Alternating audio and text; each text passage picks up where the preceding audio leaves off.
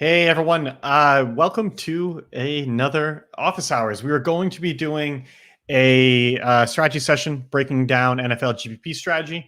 And there's actually a big feature that's coming to SaberSim that we didn't think was going to be ready this week, but the devs have made some really good progress on it, and it will actually be ready for tomorrow. And so we're going to push back this until then so that once we go live with this strategy session, we can focus on all the power that's in SaberSim. So that's coming, and we'll get that out first thing tomorrow morning, so that there's plenty of time to check it out before Sunday. But yeah, happy to answer any questions on NFL strategy. For now, I'll jump off after we cover a few things, but Jordan will be here to get everything covered. So before we jump into the questions, though, there was a very big giveaway last night. Let me actually bring this up. All right. So we gave away, we're in the process of giving away $2,025 in DraftKings tickets for Sunday's main slate. And so the way people got into it was just by changing their avatar to the SaberSim logo, and then playing the $1 entry 20 max first down on DraftKings and sending us a screenshot of their lineup once the contest had locked. And so we actually had about 300 entrants in the contest, which was awesome. And what we'll do now is do the drawing. So first prize is going to be a $1,500 entry to the single entry 200K Game Changer. Second is going to be $350 entries to the 3 max 600K Power Sweep. And third will be a 75 entry to the single entry 250K End Zone. What we'll do is go in reverse order. And I spent probably too much time trying to find like interesting random number generators for this. If anyone has one that, I don't know why you would, but if you somehow know of like a suspenseful random number generator, let me know, and we'll do that for the future, because right after we do this, I'll talk about some other giveaways that we've got planned. But yeah, so let me actually show you how we have this set up. So we went through, let me make sure I'm hiding all personal information. All right. So we went through and have everyone's screen name in here who entered the contest and how many entries they have. And so you can see all of that here. Then we took that and basically just built a long list where everyone is in here as many times as they have entries. So what I'm going to do is randomly generate a number between 1 and I think it's 3,071. Yes, so between 1 and 3,071. When you find the number, I'll go to that row, and whoever's screen name there will get the prize. So let's figure out how to make this work. All right. So this first one, I'm trying to think of which one I'll start with. All right, I'm going to go here. So we've got 1 and 3,071. Jordan, the way this is going to work is it's just going to this one's the most basic one. It's just going to spin numbers for a bit. Just tell me when to stop. And cover your eyes. I don't know how you cheat when there's probably lag, but cover your eyes and just tell me when it stops. So I'm going to all right, I'll cover. Okay, it's going whenever you're ready. I'll try to do it as close as you say it. Okay, stop. All right, so 749. This one's going to be for the $75 single entry contest. Let's see how Excel does. 749 is DM Calais 10. So all right, you want to just make a note of that? Awesome. So this was actually our first giveaway. If you can't tell by our super janky setup. But yeah, so DM Calais, I am almost definitely saying that wrong, is getting a $75 ticket. And literally as soon as I jump off of this stream, I'll text our rep at DraftKings and get these added to the account so you guys can register. There's still space in all these contests, but I would try to get those entries in as soon as you can, at least the placeholder. So now we're going up. We're going to the 3 entries and the $150 3 max power sweep. So this one, let me make sure I've got the number right. Yeah, 1, 2, 371. All right, the gears are going. The gears are going again. Jordan, you got to tell me when to stop. Oh, I got it. Okay. All right. Well, you can't see anything. You don't need to cover your eyes. Okay. Yeah. Stop. All right. 11:27. So this is going to be $450 in tickets. 11:27. This guitar bet won. Congratulations. We should get some like sound effects or something for this. I do appreciate the clapping, Jordan. All right. Now the grand finale. The big one. So we've got a claw game. Oh no, that's fake. I didn't mean to do it yet. Okay. So I'm gonna keep moving my mouse, Jordan.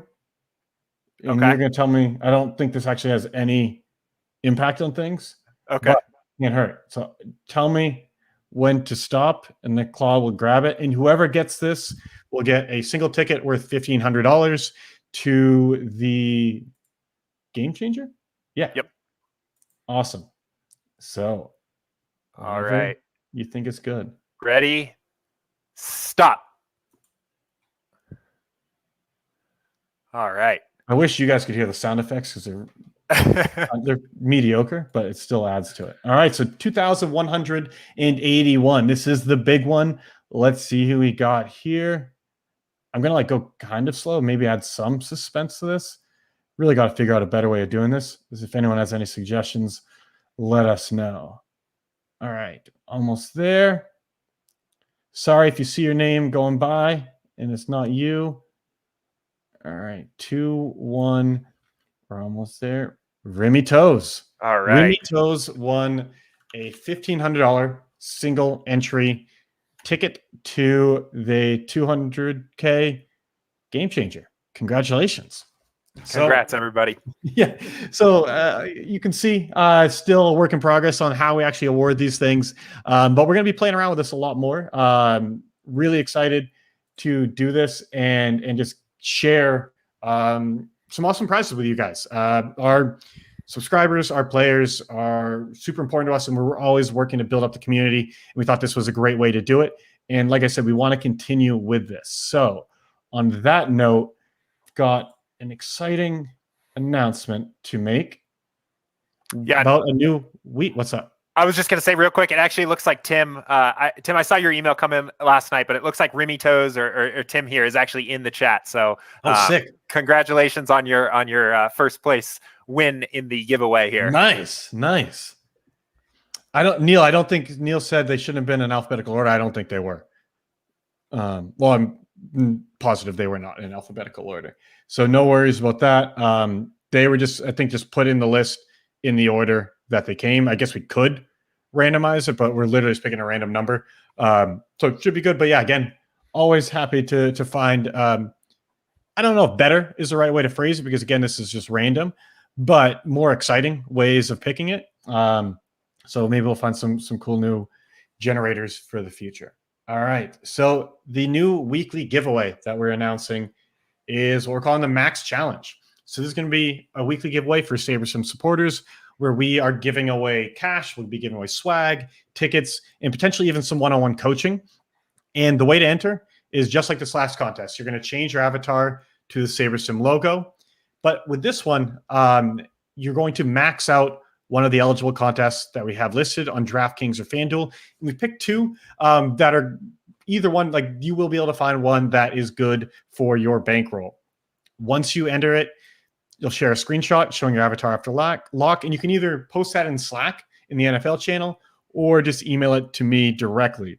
And so the eligible contest on DraftKings is the Minimax. And so this one is, I did a lot of digging to just make sure that these contests fit the suggestions for what we recommend of contests to play.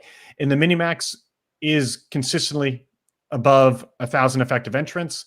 For football, it's always going to be 50 cents. So it's $75 to max it out.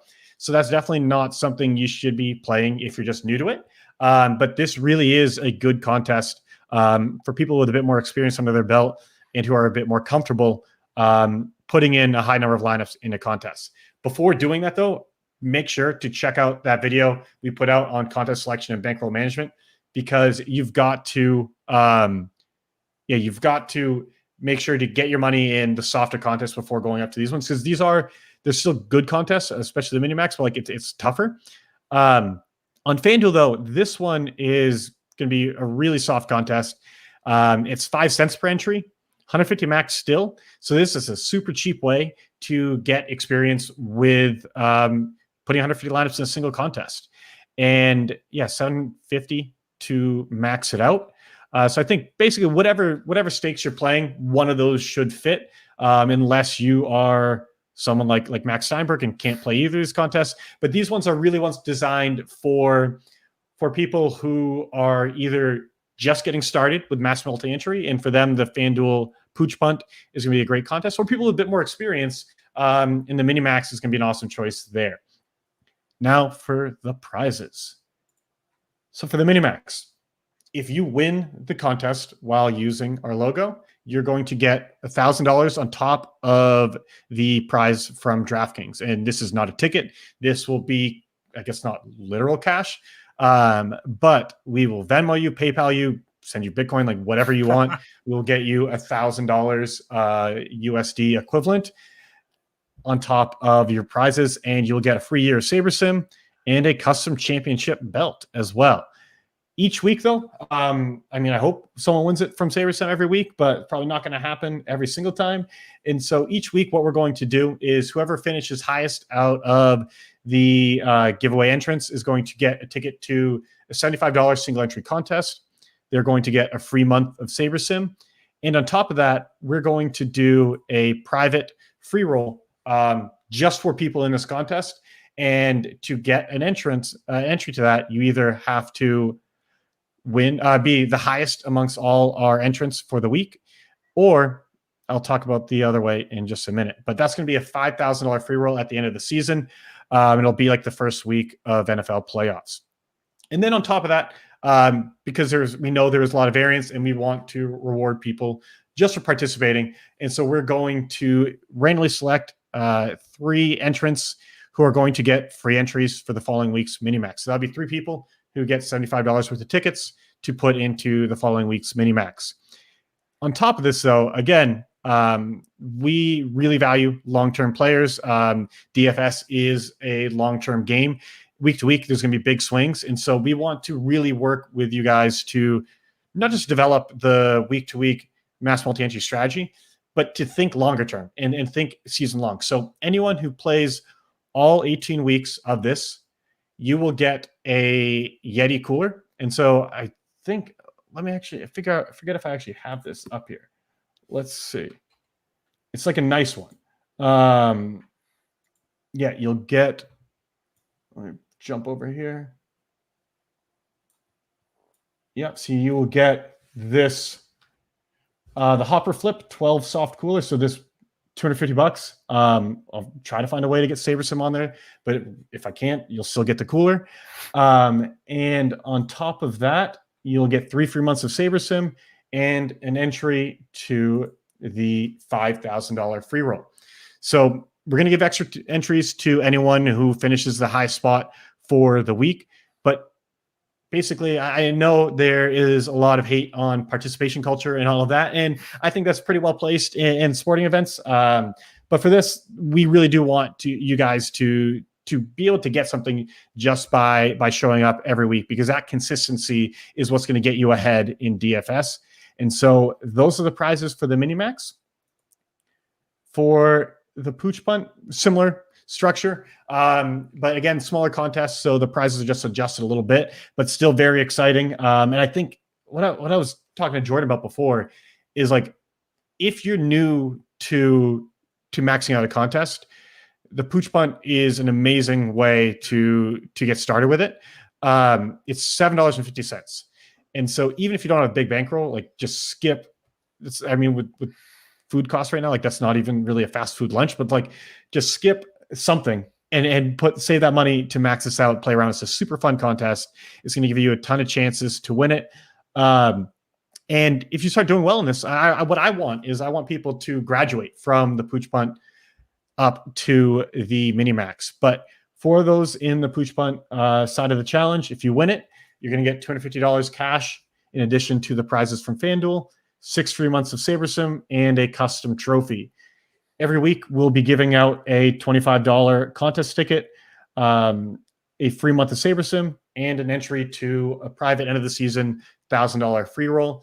One thing we're going to experiment with is potentially offering some coaching to either the high finisher from this, a random person from this. We're not exactly sure what it'll look like, but we want to really give you the resources to help level up your game one-on-one in that sense, but also to publish some of those sessions so that other people can really just get some better insight into what it takes to win at these contests. And then 10 people every single week are going to get free entries to the following weeks. I wrote Minimax, but that's the Pooch Punt. And just as before, if you play all 18 weeks, you will get a set of, let me get this over here. You'll get a set of the Yeti Colsters. So you get 2 of those. You will get 3 free months of SaberSim and an entry to the $1,000 end of season free roll. So this is going to be a work in progress, but this is the baseline. You guys will at least get these prizes. We'll be committing to this every week for the entire season. There might be some new things we add. We might change things around a little bit, but like this is a baseline. This is what we're committed to. And we really, really want to do whatever we can, not just have like fun giveaways like this, but to pair that with content to help you level up your game. And Jordan's been doing an amazing job with these office hours. And we're going to find ways to keep doubling down on that, to keep helping you graduate from some of the smaller contests up to these 150 max contests and beyond even.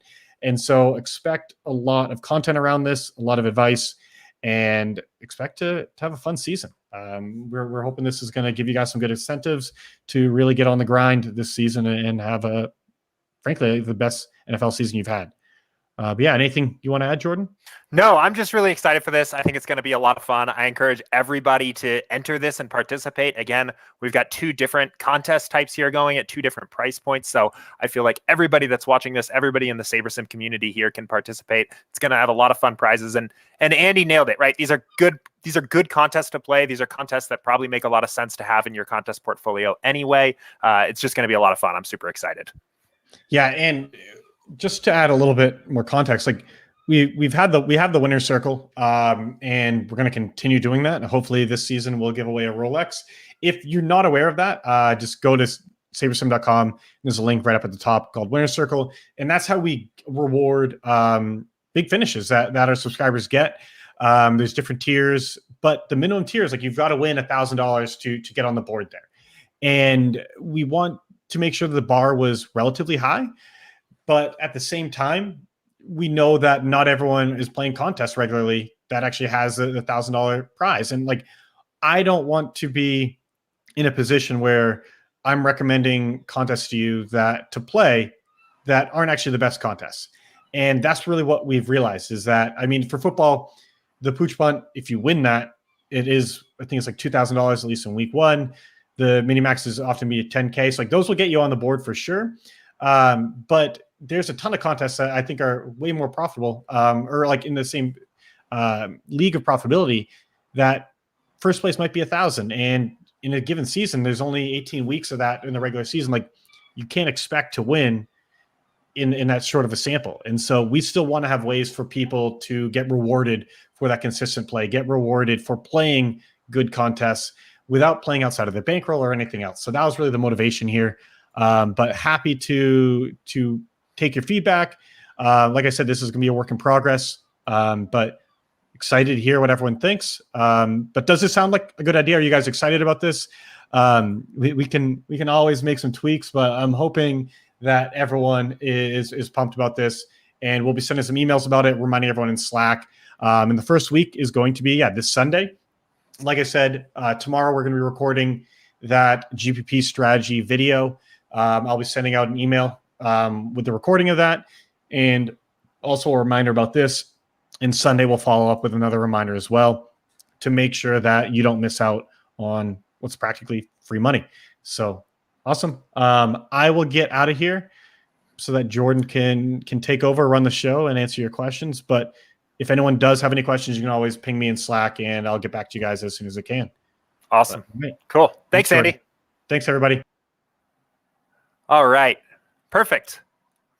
Well, I hope everyone is excited for these contests we're going to be doing all season long. Again, really encourage everybody to participate here. 2 contests, 2 different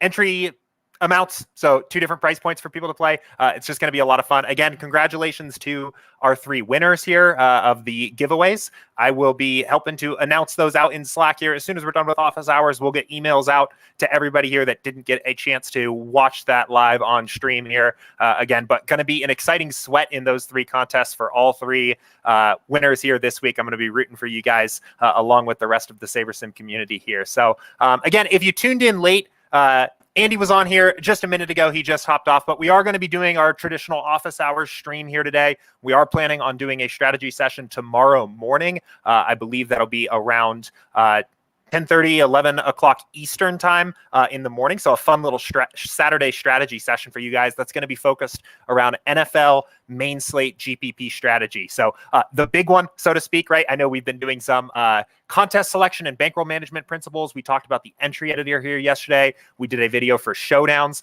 Tomorrow's is going to be all focused around how to tackle these main slates. So highly recommend tuning in, watch that stream, take some of our ideas and advice in that stream and apply it to your week 1 contest that you're playing in the mini max or the boot punt maybe. But I am here today for office hours. So if this is your first time tuning in, if you've never watched office hours before, or maybe if you just need a little refresher, this is a live Q&A style show where I answer questions, whatever you guys have about SaberSim, about DFS strategy, whatever you guys want to talk about. So we thought it'd be a good idea anyway to do one of these streams, one more kind of traditional office hours before Sunday's main slate, just because we've been doing a lot of really focused strategy content lately, and we just want to make sure that you guys are getting all of your questions answered here. So I see there are, I think, a couple questions here that have already trickled in, but I know we didn't announce office hours ahead of time because we were planning on doing that strategy session today here. So go ahead and start firing off questions for me, guys. I'm happy to answer any questions you have. We'll be here through probably another 40 minutes or so. What questions do you guys have? The NFL main slate for Sunday is coming up. We just had our first showdown of the season last night. We've still got baseball going on, esports, all kinds of stuff. Happy to answer any questions you guys have. Real quick, I'm going to go ahead and just get the app pulled up so I'm ready to rock here. And all right, perfect. So we've got our app pulled up, week 1 of the NFL season. Let's see. I'm going to hit a couple questions that I've seen come up here. So there was a question from Shady Advice, and I think this is more about the contest. And he said, for these mini-max contests, I assume it's just the largest 150 by 50 cents and not any of the smaller ones that open up later or ones off the main slate. Yeah, so we're focusing on the main slate contest here. That typical mini-max contest is massive. The first one they open up every week. I think we're going to try to focus it just to keep everybody consolidated in that one contest for a few reasons. One, from our contest selection and bankroll management principles and recommendations, that first contest that opens up is going to have the greatest overall number of effective entrants. It's going to be the softest contest. Some of those ones that open up after the fact can be a little harder to win because there's less effective entrants. The prevalence of the sharper players in that lobby are going to be greater. A little bit of a harder contest to win. Maybe doesn't fit so much into those contest selection principles. And I think for now, we're also going to focus on the main slate here. Maybe some interesting ideas. I know sometimes the early slate and the afternoon slates on DraftKings can still have really soft profitable contests in them. I think we can maybe explore doing some contests in the future for some of the smaller slates or the off slates. But for now, we're going to focus on the main slate, the first big contest that they post for the Minimax every week, and just get entered into it early in the week is what I would recommend. A lot of times you can still get into these things even on Saturday morning, sometimes even maybe on Saturday night, but they do start to fill up that Saturday night, Sunday morning. Don't wait. Don't miss out on a chance to play. Get entered early in the week and go from there. You know what? Even better yet, watch the entry editor video that I did with Max yesterday here on stream. Learn how to set better dummy lineups using our entry editor, which is now free, included in all SaberSim DFS subscriptions, and avoid just reserving the entries or setting a terrible dummy lineup. Get real lineups that can kind of work, that are built with correlation and upside and ownership in there early in the week, so that if something does happen, you know you at least have viable lineups in the contest. But good question there. I do see some questions here now about more DFS questions coming in here, but I'm going to hit a few of these other questions real quick here. So Educate Hustle said, NFL model show. Yeah, so lots of questions about that. First of all, guys, I apologize. We've been mixing things up, moving things around a little bit this week with the content overall. We have a lot going on that we're excited for to get out for the start of the NFL season. Andy hinted at a new kind of feature coming on with the stacking rules that we're hoping to get out before the start of the season. So we've been moving these shows around a little bit, changing our content up. That NFL model show is going to happen next week. I know there's a lot of excitement there. There's still a lot of work that we're doing on the NFL model. We're excited to have Matt and Will come on and talk about it a little bit, but that is going to happen next week. Just only have so many days left here before the start of the season, or start of the main slate season here. So that one's going to be next week. Again, tomorrow's stream will be NFL GPP strategy. So let's see. I want to make sure I didn't miss any other kind of questions about the content schedule or the contests themselves. So one other one here that Neil said, Jordan will be going over process tomorrow for NFL. Our goal is, yes, tomorrow. We'll have Max on as well, talking about overall NFL strategy, kind of a wide lens, what SaberSim is doing for you, all the value it adds for you, and ways you can continue to add your own value. But of course, I am here today, and we'll be jumping into questions here just in a minute, and happy to answer any specific questions you have about process for NFL and talk about that. And then I think that was it in terms of questions about content and the contests themselves. So we'll go ahead and start jumping into these.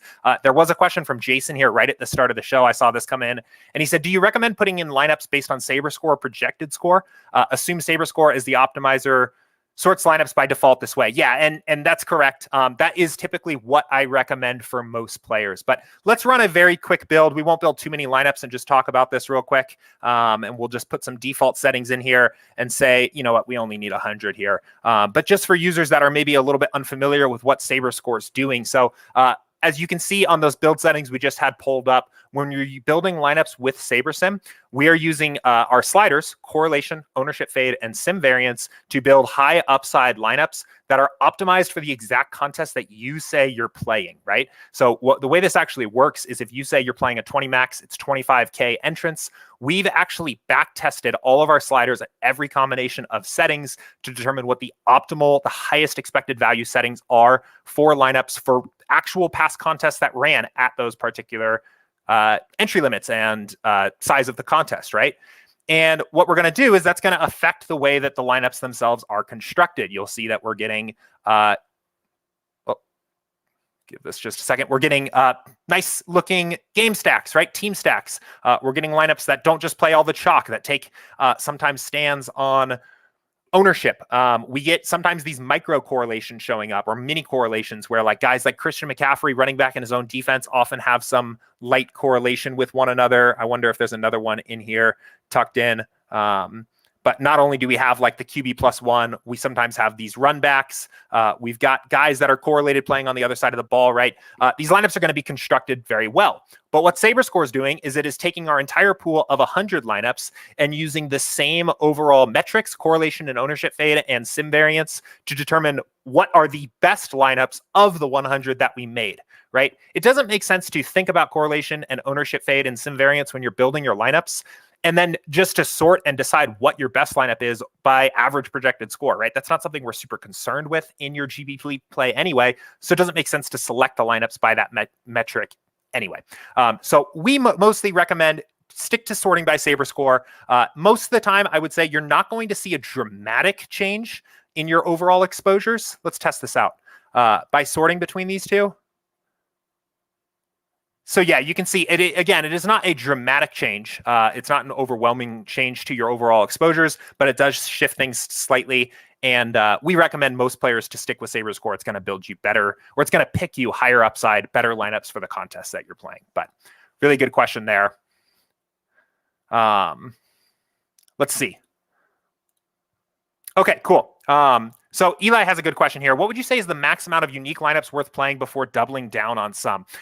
This is a really good question as well. And I think there's two ways to tackle this, and it depends on the particular slate and sport and contest you're playing, I guess. But the first way is thinking about this from the lens of profitable lineups that you can make, right? In a showdown contest, for example, the primary question that is worth asking yourself is, are there X number of lineups that are profitable that I'm excited and interested to play in these contests, right? Say you're playing 3 different 150 max contests and you're playing showdown. Are there 450 lineups that you're excited to play that you think are profitable, positive expected value that you want to put into these contests, right? A good way to do that is to simply just build yourself a big pool of lineups. Maybe set this to 450, give yourself a big pool of 1,500 lineups behind it, and just start poking around with some of these lineups that are in the back half of those lineups, the 400 to the 450th or so, and take a look overall and just see what you think about them, right? Combine them with just your intuition about the slate, your own independent research you've done, and just see if those lineups make sense. There's only so many combinations on a showdown slate that it really makes sense to do that. The other way to think about this, though, is when you are starting to play that many lineups and you're playing 3 different 150 maxes, for example, and putting a unique entry in all of them, you need to think about what the actual overall profitability of your lineups is, right? Especially if there's different combinations of entry cost to play that contest and winnings. You're essentially playing 450 entries into a combined tournament with kind of a shared overall prize pool. Say you played the Minimax 3 different times, for example, and you entered 450 entries into it, right? So instead you're playing $225. Well, for football, if the first prize is 10K and it's still a huge contest, you're not taking up an enormous amount of entries.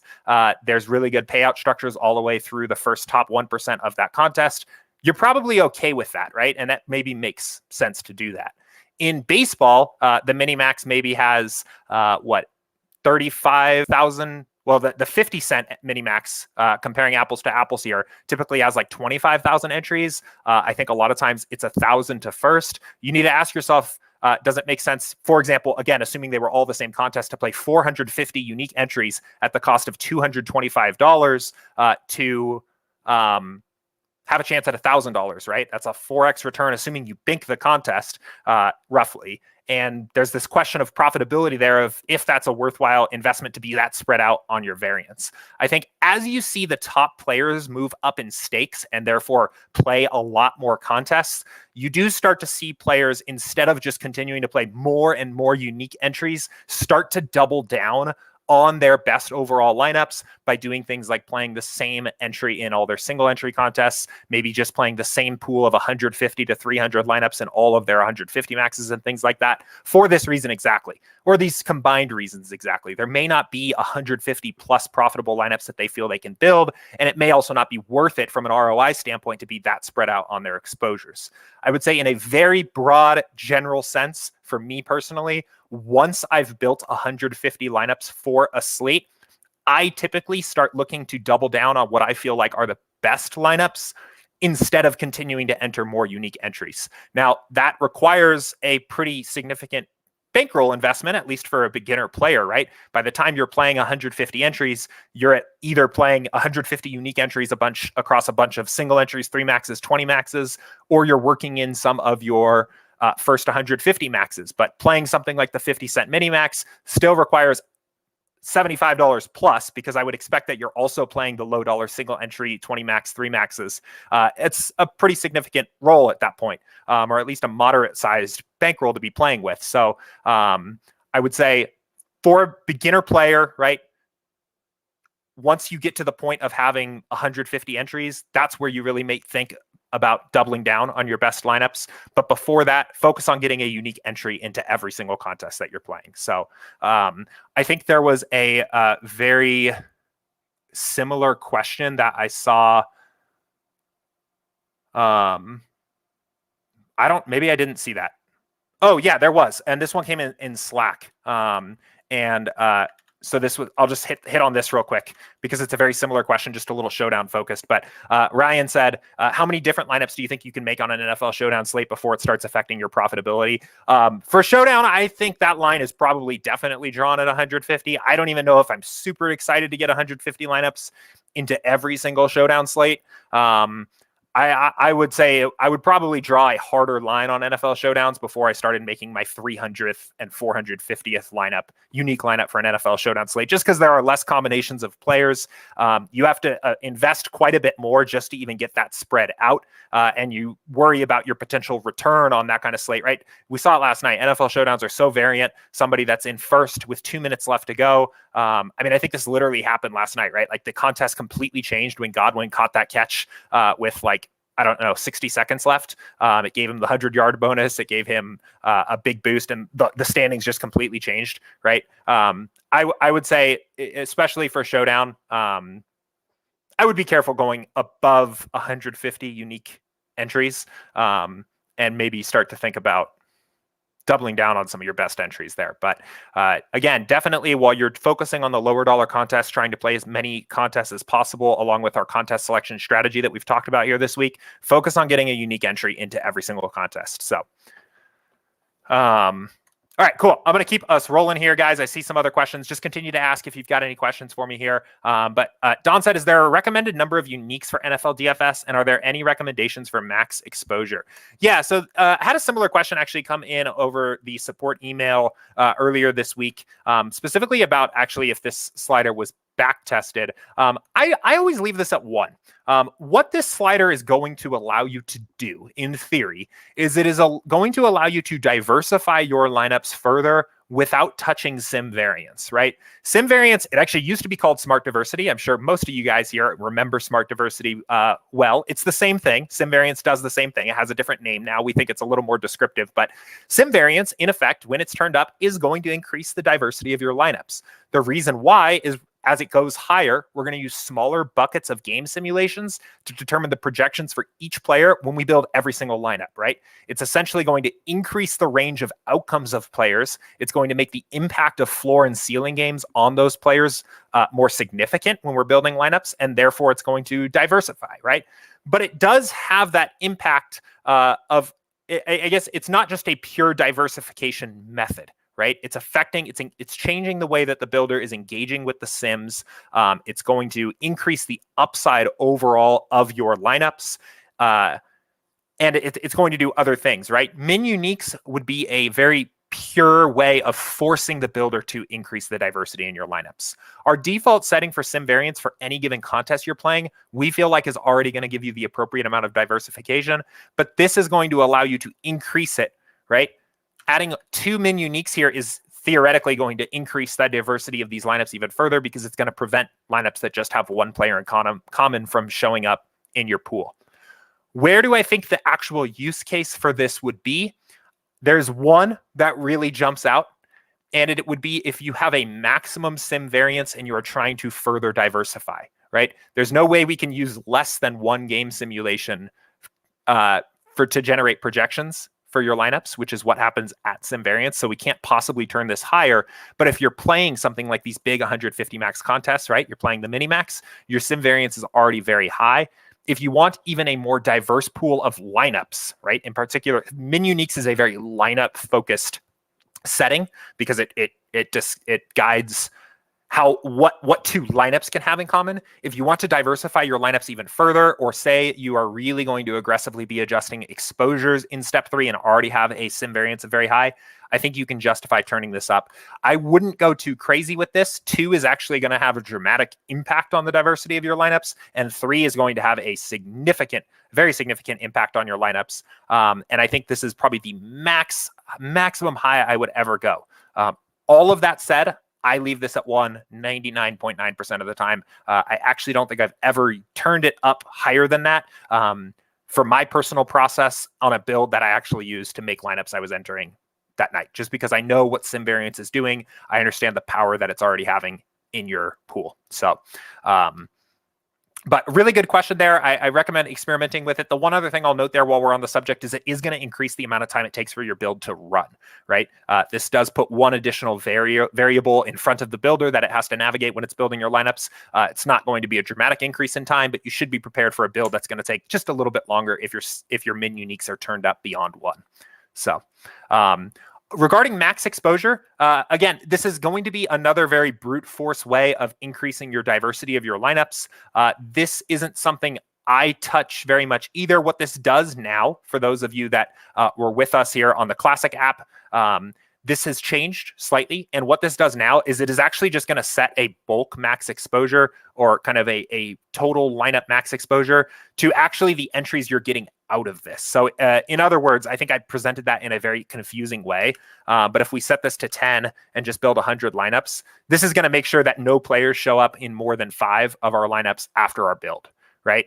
Again, the only case I would do this is if you knew that you were going to do this anyway. So if you were going into the mini slate and you said, I don't care, I'm not rostering any player more than in half of my lineups, you can set a max exposure before the build, and it's just going to reduce one step that you would have to otherwise make in your post-build process. Again, it's a way to increase the diversity of your lineups overall, lower your exposures to players without touching the sim variance slider.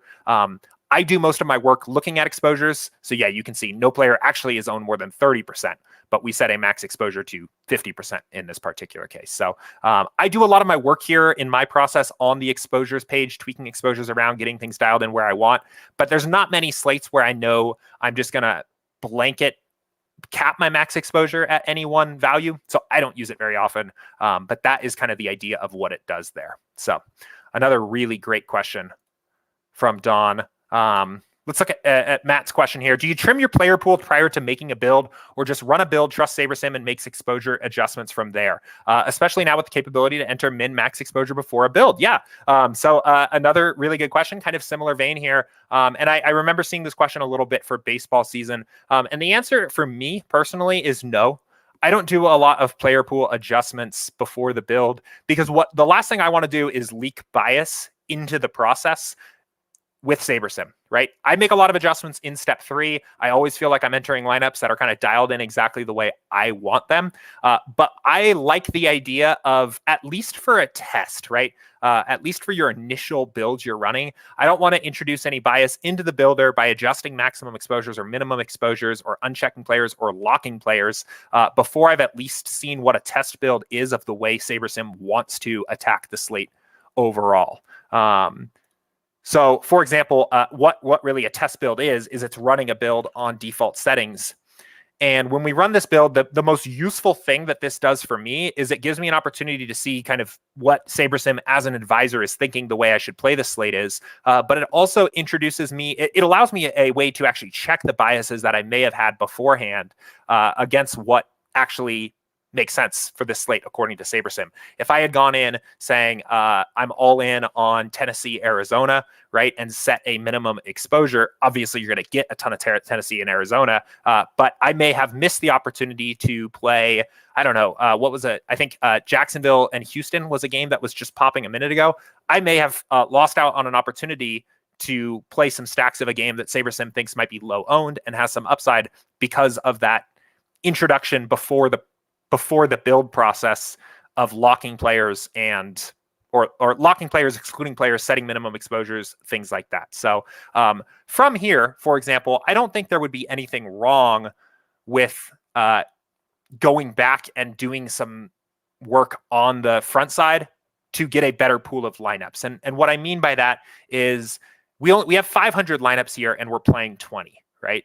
And there's going to be some amount of exposures here where we're going to run out of those 500 lineups. So say we were making our exposure changes and we had decided that we thought the Bills stack was going to be the chalkiest stack on the entire slate. So we're just going to remove it and we're not even going to play it, right? And we felt like this was way too much exposure to Marvin Jones, and we're making a bunch of exposure changes. And no, you know what? Joe Mixon's going to be really chalky too, right? Things like this. And maybe we also say, hey, I didn't get any Saquon Barkley. I want to play Saquon Barkley this week, right? I want a lot of Saquon Barkley. These are just examples, what I'm trying to get to happen here. And so far it hasn't. But there eventually I'm going to see a message. Okay, here it is. So it's basically saying you've exceeded the 500 lineups. We don't have 20 lineups in your pool of 500 that match your exposures. Do you want to continue building? You can click yes here. But what I would actually recommend doing if this comes up is then going back to step one and making adjustments here based on what you learned from your test build. So what did we learn from our test build? Well, we learned that the builder is going to give us a lot of Josh Allen and Bill stacks, and we don't want to fade him because he's chalky. We learned that we weren't going to get very much Saquon Barkley at all. We don't think he's going to be super chalky, and we want at least maybe 40% of our lineups to have Saquon Barkley in, right? We noticed that we got way too much Marvin Jones for what we were comfortable with. So we're going to set a maximum exposure of 40%, right? And I feel a little bit better about this because you've already given yourself an opportunity to see what SaberSim is giving you by default. Combine that with your own research or intuition or whatever really that you have about the slate, and then run another build following this that is going to build you a better set of lineups that is better adjusted to what you're looking for. So now we can come back here. Let's run another quick pool of 20. And this pool, or not a pool of 20, we're going to run another pool of 500. And this pool is going to be a lot better optimized for what we are attempting to do in this slate anyway. We're not going to have any Bill stacks. We're going to have limited exposure to Marvin Jones. We're going to have a minimum exposure to Saquon Barkley. And we can continue to tweak and dial in here now on step 3. And this is kind of the give and take of SaberSim that you should get comfortable with and get used to as you're moving forward. So again, everybody's going to have their own little unique process. I end up sticking pretty closely to what the default projections and settings are, and then doing a lot of my work in step 3. But this can be a really helpful way for users that have a more defined maybe approach of the way they want to tackle the slate by running a test build, going back to step 1, making some adjustments, going back to step 3, and tweaking things from there, right? So a lot of different ways to kind of approach this here, but you can see now,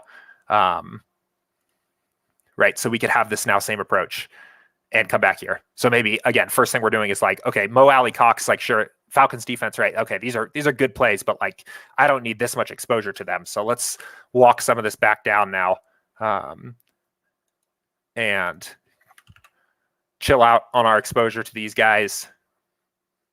Okay, now we're getting our highest exposed players are players that I'm relatively comfortable playing.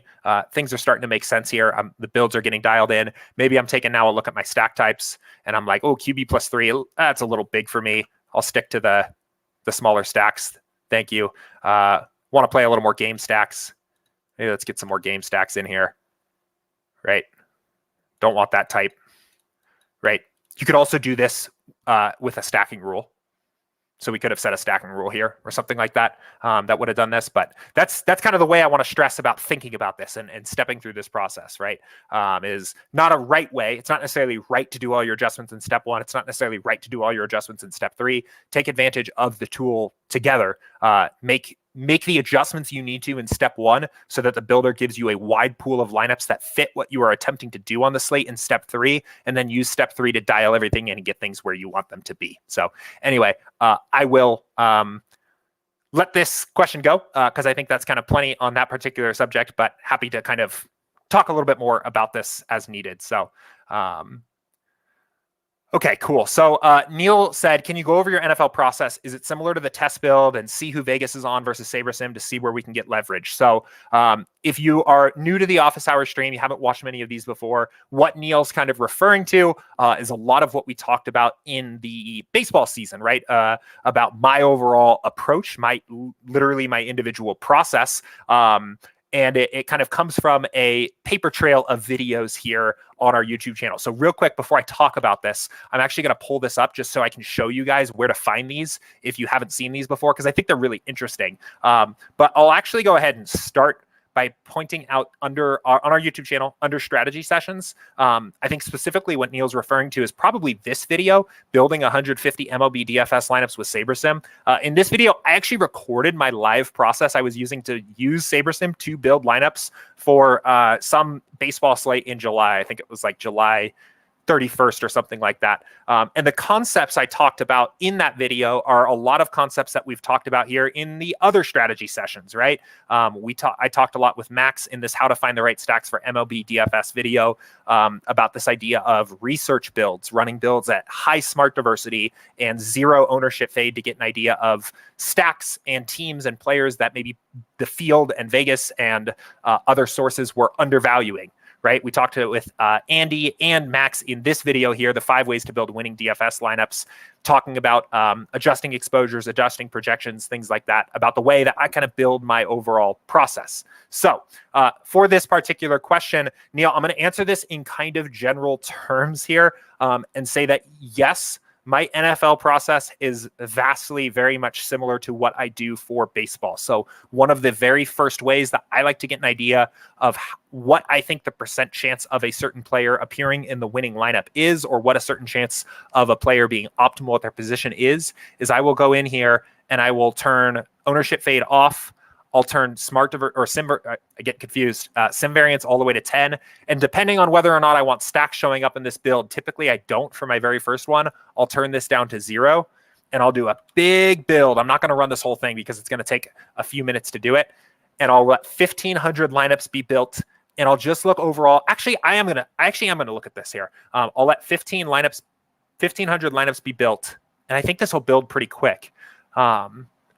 And what I'm doing here is I'm trying to get an idea of what overall players' chances of success are versus what we expect they're going to be owned, or what I intuitively think they're going to be owned.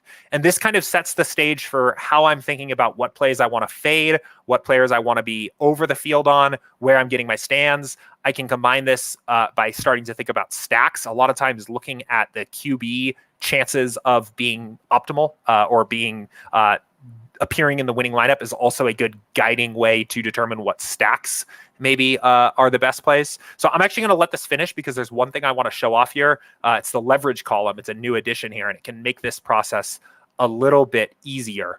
But this will just take a second here. 1,500 lineup builds have been sped up quite a bit on the new site. We've done a lot of improvements this past week to make them even faster. So you should be able to get these done pretty quick now. Typically just under a couple minutes here, but give this just a second. It'll give me a moment to catch my breath here. I've been talking nonstop for like a half hour here. Sometimes I talk too long, my voice starts to dry up, and I lose my train of thought or something. So, but we'll give this just a second to finish up. And guys, I still see there are a few other questions in the queue here, so I promise we will get to everything today, and we will be right back again tomorrow with a strategy session to answer even more questions. So, okay. Anyway, let's let this load here. Oh, well, that's annoying. Okay. I forgot I had minimum. All right. That's going to be really annoying. Unfortunately, I left my minimum exposures and eliminated Josh Allen here. So this isn't super helpful now. The most important thing you need to do before you start this process is go back to your home setting and click your little reset button up here at the top to make sure that you reset everything back to the way it was before. Make sure you've added back any removed players so that you're getting a totally open. Yeah. Okay. So our minimum exposures were changed too. So you're actually getting an open view of the way SaberSim would attack the slate. But what we are doing from here then is basically, let's look at something that I didn't affect here.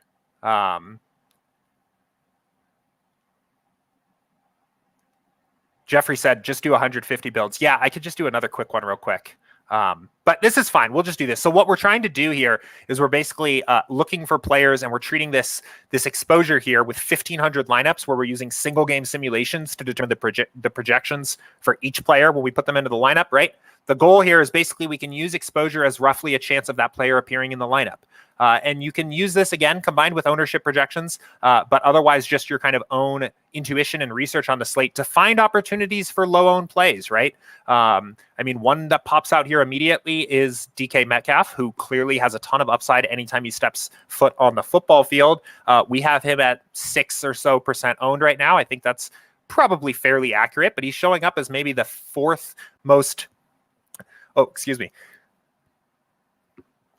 I have a sneeze. Oh, excuse me. I'm sorry, guys. Anyway, so he's the fourth most likely to be optimal here, or the fourth most used wide receiver here in this particular set of lineups. I think that makes for an interesting play, right? At QB, I'm sure, Russell Wilson starts to pop up here too.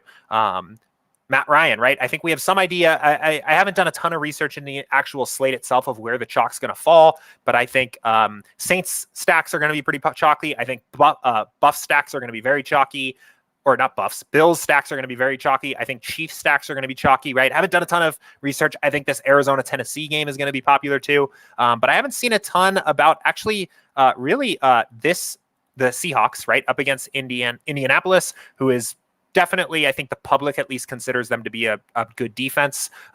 This is interesting. Atlanta and Philly, both sides of this game are interesting. I think Hurts has a chance to be pretty chalky, but coming back on the other side with Matt Ryan is interesting. This is another game that I think is going to be chalky, but basically I'm just kind of using this as a tool to do some of my initial research. So here, let me go ahead and switch this back so we know what we're talking about. And then from here, I will use this when before I was saying, make adjustments to your exposures and your certain players you're getting over or under the field on in step 3, right? And use your own research or your own intuition to do that. This is what my own research and intuition looks like for me. So I think this can be a really interesting way for players that maybe aren't really sure where to start with that for your builds, right? But this is just one way to do it. If you're maybe listening to other DFS content out there, right? There's so much NFL content. There's a lot of it's really good. If you're listening to other content, doing your own research, whatever your own source of research and developing your sense of understanding about the slate is, this is just mine. So anyway, Neil, let me know if that helps. Again, highly recommend tuning in tomorrow morning too, where we'll have Max on. We'll talk a little bit more about like kind of some theory and process about how to get the most out of SaberSim. But that's kind of a quick introduction to my overall process. And I would love to do another one of these videos here. The building 150 DFS lineups with SaberSim videos for the NFL season. So hopefully maybe a pending strategy session once we start to get into the season, maybe week 4 or 5 or something like that, can start talking about some more of those or break down my strategies a little bit more. So anyway, let's keep us rolling here. I saw a question from Corey. I get a lot of QB plus 4/1 stacks in a 6,000 person SATI. Why is this? Let's run a build, just see what it gives us. Let me double check here before I do this again. And looks like there is a player that's removed. Yeah, Josh Allen's still removed. Interesting. Brent said, why Bills? Lol. They have one of the highest totals on the slate. I think the players, I think that stack is very easily constructed. Josh Allen, in terms of these top elite QBs, is one of the cheaper options. Diggs as well, right? Compared to these guys' upside, you get these minor pricing inefficiencies that across the entire stack end up adding to a lot. It's a high total game. I think it's a game that has a big chance to shoot out. The Steelers have a ton of interesting skill position players on the other side. So it's a game that is very easy to game stack. I think it's just kind of where my head's been at of where chalk is likely to go early in the week here. I could definitely be wrong. I just mentioned to somebody earlier in the NFL channel today that be careful with getting too wrapped up in ownership early in the week because a lot changes even between today and tomorrow and Sunday morning. So, but that's just where my head's at of where I think ownership's going to go. But anyway, let's jump back to this real quick. And we should have totally everything reset. So let's look. We're playing satellites. I'm going to assume 20. Well, probably not. They're probably like 3 max maybe. And there's 6,000 entrants. So let's see what we kind of get out of this. But again, you see we've got default sliders for satellites. So these are optimized for actual satellite contests that ran.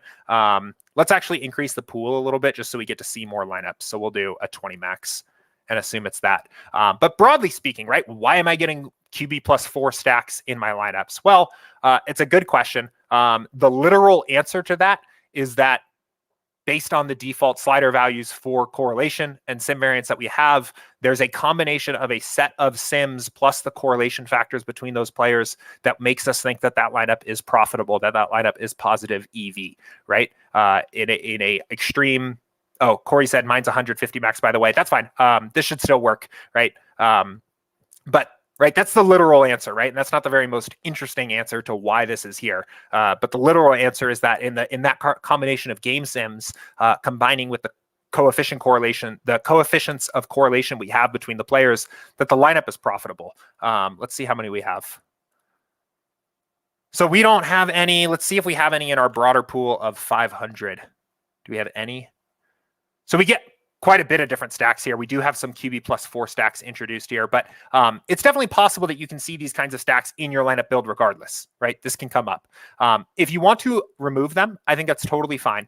You're not going to have a vast majority of them, even a QB plus 3, right? You may say that's too much stacking for me. These are top heavy contests. I don't want 3 guys in my lineups. You can just remove these, right?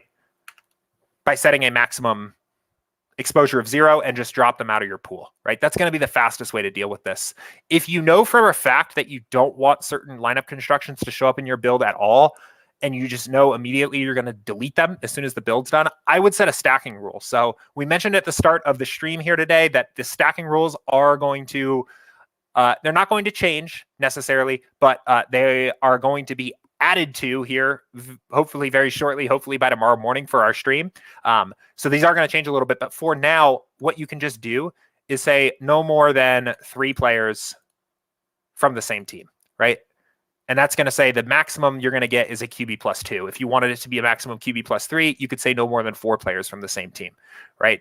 I don't think this is going to come up in general. I'm interested, Corey, you said you get a lot of QB plus 4/1s. I'm curious what your sliders actually looked like, because I think even at 150 max, you shouldn't get a ton, right? Correlation at 5 is generally, it doesn't change between these two settings. It should give you about the same size stacks. But if you know you're going to eliminate and you don't want those really big stacks showing up in your lineups here, you can set this kind of stacking rule to say no more than 4, no more than 3, whatever makes sense for you, or just go and eliminate them here in the step 3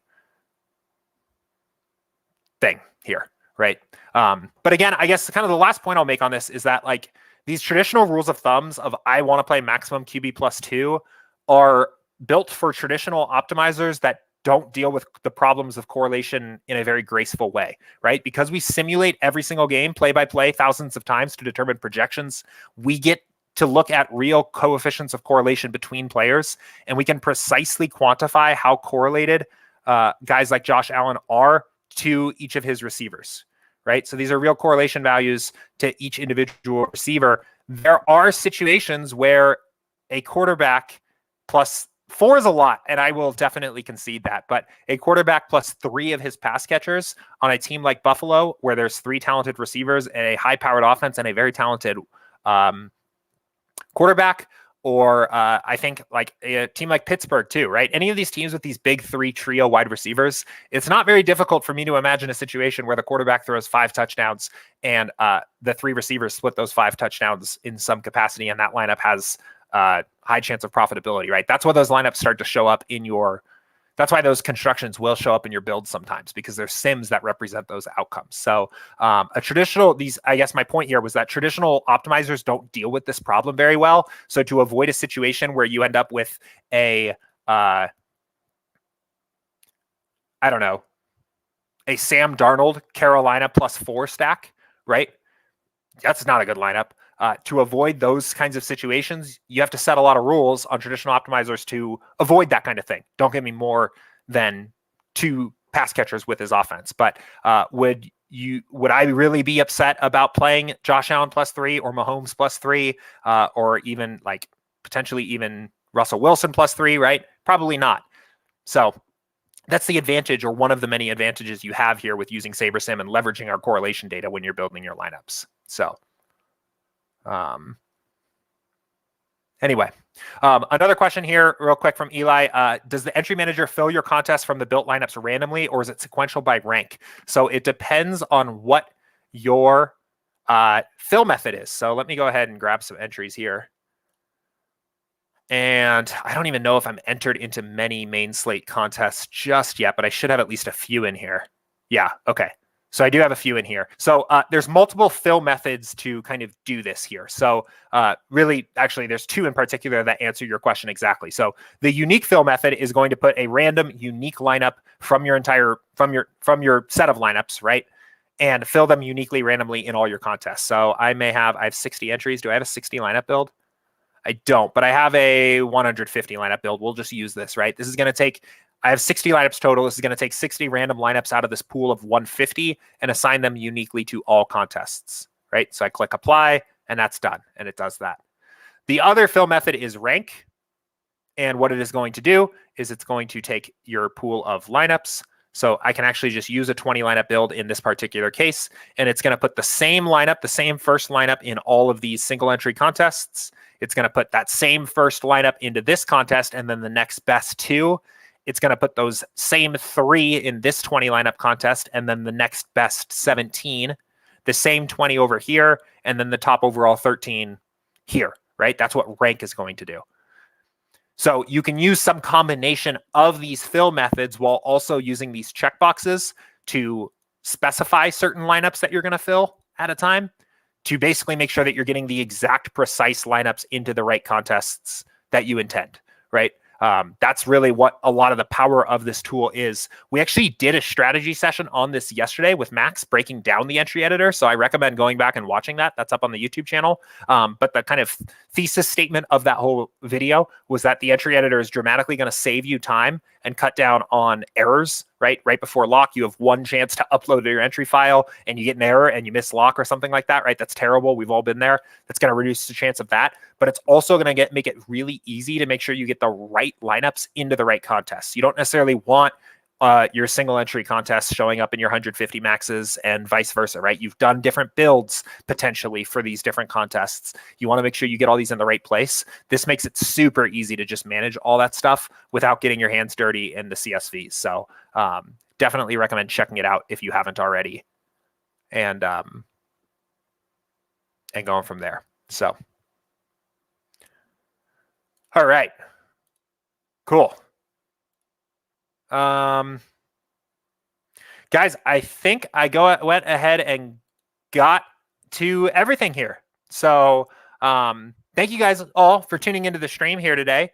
For anybody that was watching Office Hours for the first time, I saw some new names in here. Thanks for tuning in. I'm always seeking feedback on this stream here, looking for things we could do better, do differently, whatever helps you guys. This stream is for you. So thanks everybody that tuned in and asked questions. You guys made the show possible and continue to make the show possible. Another huge congratulations to everybody that won tickets in our giveaway that we started the show with. I'll do a quick announcement as soon as I hop off, announcing the winners, and also make sure I get emails out to all you guys letting you know that you won. And we'll get tickets in your accounts here quickly. And again, stay tuned for the Pooch Punt and Minimax main slate giveaways and contests that we're going to be doing all season long.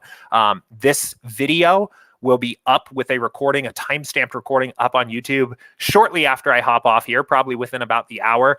So if you missed the beginning or just want to go back and reference something, you can go back and watch that and remember exactly what the contests are going to be all about. But we're going to be doing a ton of announcements here over the next few weeks about these things, making sure everybody knows what's going on and can participate. So again, tomorrow morning, I think I need to double check with Andy. I totally just forgot the time, but I think it's I think we're doing either 10:30-ish or 11:30 a.m. Eastern time.